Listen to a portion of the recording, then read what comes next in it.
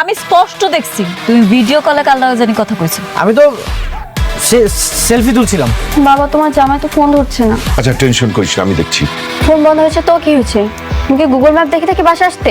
আমার বলা দামের থেকেও 10 লক্ষ টাকা বেশি দিয়ে কে জমি কিনবে? আজ থেকে তুই নিচে নামার দিন গুনতে থাক। তোর আমি এমন অবস্থা করব তুই আর কখনো সাহস করবি না কারোর সাথে বেইমানি করার। আপনি ঠিক আছেন তো? হ্যাঁ হ্যাঁ ঠিক আছে। তুমি জানো আজকে আমার একটা নতুন বান্ধবী হয়েছে। কি বলতেছো না? আমার তো 2টা বউ, নাহলে তো আমি প্রেম করতাম। তুমি অনেকের সাথে বেইমানি করেছো, আমরা কিছু বলিনি। আমার মেয়ের সাথে বেইমানি করো না। বেমান কি আমি একাই? হাই মেঘলা, কেমন আছো তুমি? দেখছো পৃথিবীটা কেমন গোল? সেদিন দেখা হয় নাই তো কি হয়েছে, আজকে ঠিকই দেখা হয়ে গেছে। আচ্ছা গাড়িতে উঠে বসো, সামনেই আমার বাসা, চলো ঘুরে যাবে।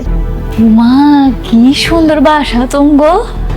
আচ্ছা আগে আমার হাজবেন্ডের সঙ্গে তোমার পরিচয় করিয়ে দিই, তারপর আমরা 3 জন একসাথে বসে নাস্তা করব।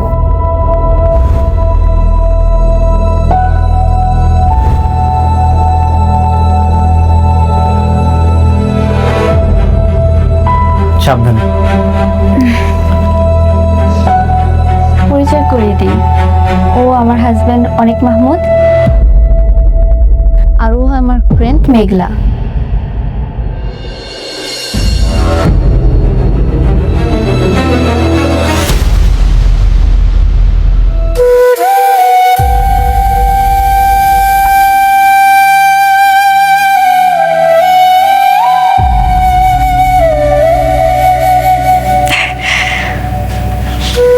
আসসালামু আলাইকুম।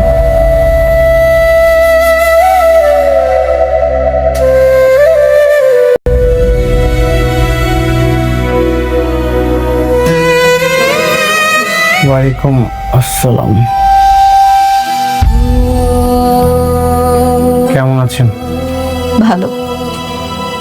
আপনি ভালো আছেন তো?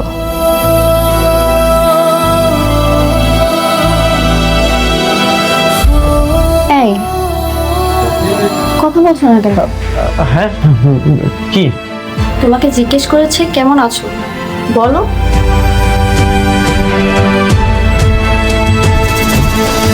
ভালো আছি। এই হচ্ছে আমার স্বামী।